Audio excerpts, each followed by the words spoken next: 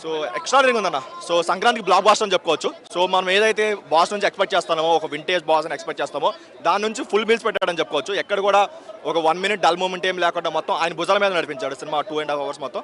And main positive ఏదైనా ఉందంటే ఆయన టైమింగ్, ఫస్ట్ దగ్గర నుంచి లాస్ట్ వరకు మొత్తం ఆయన కామెడీ టైమింగ్ అయినా, లేదంటే ఆయన డైలాగ్స్ అయినా, లేదా డైలాగ్ డెలివరీ అయినా, తన స్వాగ్ అయినా సరే, తన డాన్స్ అయినా, ఫైట్స్ అయినా, ప్రతి దగ్గర కూడా ఆయన నవ్వుతా నవ్వుతున్నాం, ఆయన ఏడుస్తున్నాం ఆ లెవెల్లో చూపించాడు. అండ్ మెయిన్ పాజిటివ్ ఇంకోటి ఏంటంటే వెంకీ గారి క్యామియో. ఆయన క్యామియో ఏదైతే 20 minutes ఉందో అది దద్దరిల్లిపోయింది ఆడిటోరియం మొత్తం, టాప్ లేచిపోద్ది. ఫ్యామిలీస్ అయితే బ్రహ్మరథం పడతారు సినిమాకి అయితే, అదైతే నో డౌట్. సంక్రాంతికి వస్తున్నాం ఏదో నార్మల్గా ఉన్నా సరే దీని వరకు మాత్రం అంతకు మించి కామెడీ టైమింగ్ ఉంది. సో చాలా బాగుంది.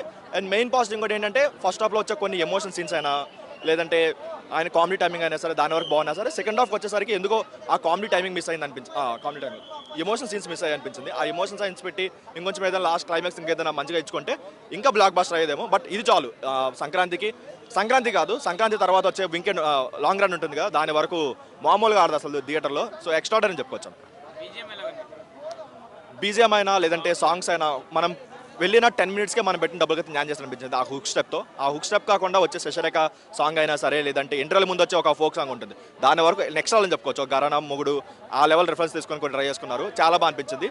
అదే కాకుండా మనకి ఏదైతే వీళ్ళిద్దరు కాంబినేషన్లో ఒక 3 songs పడతాయి ఓల్డే సాంగ్స్, దాని వరకు టాప్ లేచిపోయింది ఆడిటోరియం. అసలు మామూలుగా ఎంజాయ్ చేయరు, చిన్న పెద్ద అసలు ఎవ్వరు మామూలు సీట్లో కూర్చోరు.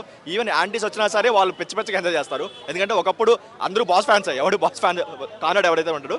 సో 100% వాళ్ళు ఏదైతే ఎక్స్పెక్ట్ చేస్తారో వాళ్ళ నుంచి అయితే 100% ఫుల్ మిస్ పెట్టారు అనిల్ రావుపూడి. మళ్ళీ ఫ్యామిలీ ఎలా అయితే కోరుకుంటారు సంక్రాంతి సినిమా అని చెప్పి, ఎవ్రీ సంక్రాంతి ఇంకా అనిల్ రావుపూడిది.